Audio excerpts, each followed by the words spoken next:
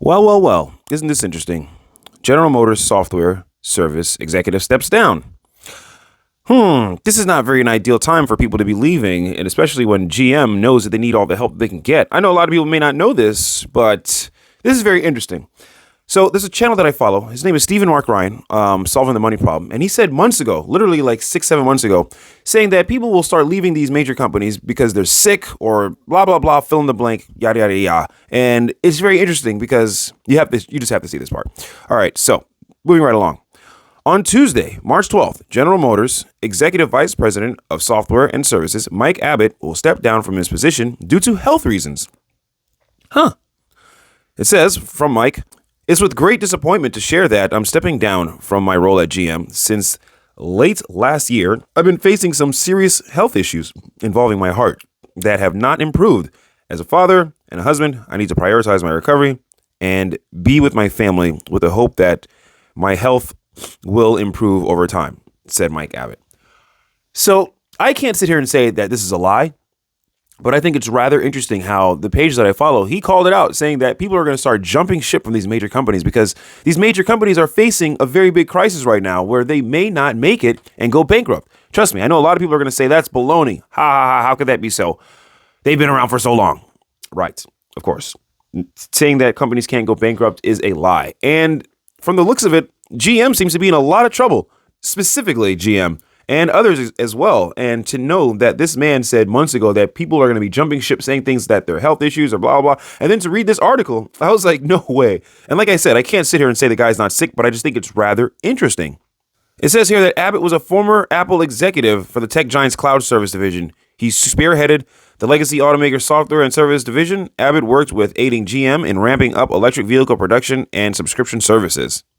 Right. So check this out right here where it says, I wish. These words are from the CEO, Mary Barra. She said, I wish I would have brought in the team we have now earlier. Barra said, speaking about Mike Abbott and his team. Basically, she's saying, damn, I wish I brought these mofos in earlier before he left because we need all the help we can get right now. Trust me.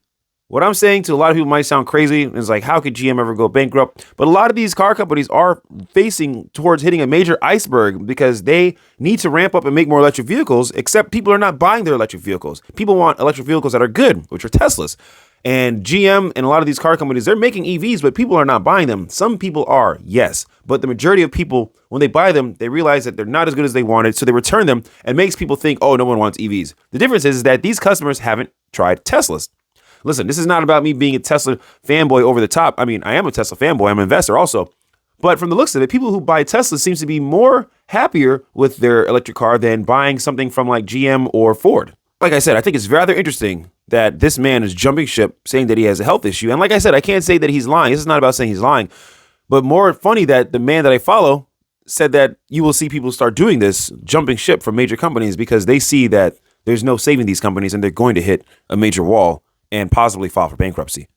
Anyhow, here is another article that I found from Teslarati. Teslarati has a lot of interesting articles, I'll tell you that. And it says VW-owned Navistar begins autonomous trucking pilot.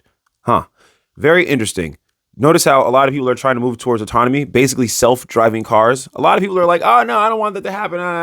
But you know what? When it comes to major car companies, they're not listening to you and me. They know what they're trying to do, and they're trying to solve autonomy, which is self-driving cars. Regardless of if you like it or if I like it, this is what major car companies are trying to do to stay in business because it is a $1 trillion opportunity. Whoever figures out how to make a car drive by itself will be rich. Not kind of rich. I mean rich, rich. So it says here, article by Zachary Visconti, a subsidiary of Volkswagen-owned Tranton, Navistar has officially launched an autonomous trucking pilot program in partnership with technology company Plus.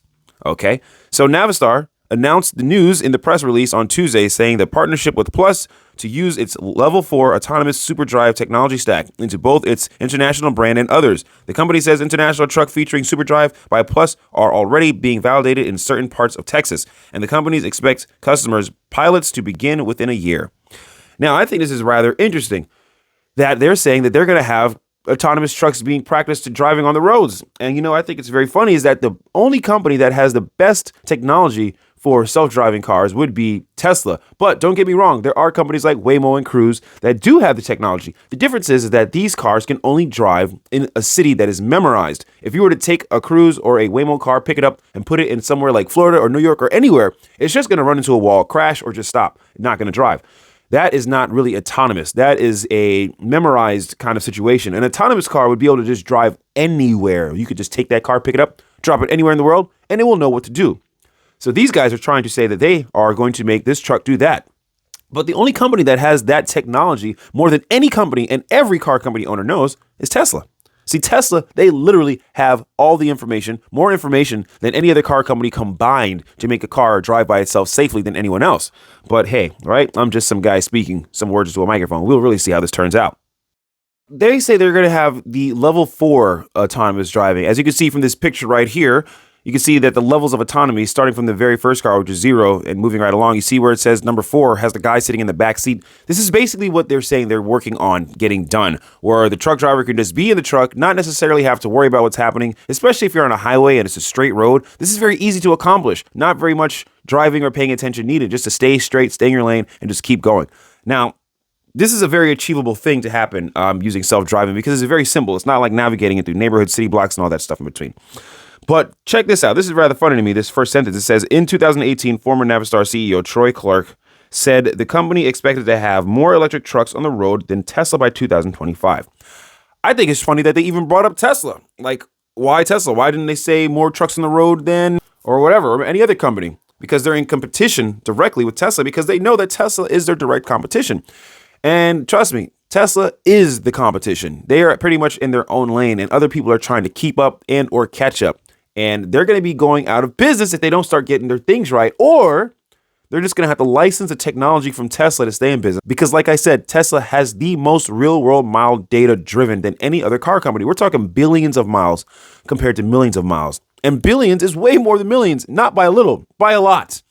Anyhow, very short rant here today. I just thought these articles are very interesting. They're on Teslarati. I'll leave a link in the description so you guys can check them out yourself and read and all that good stuff. Anyhow, be sure to tune in tomorrow. I post videos daily. I'll catch you guys next time with more information about Tesla, automotive market, and where big tech is going. I'll catch you guys next time. Peace.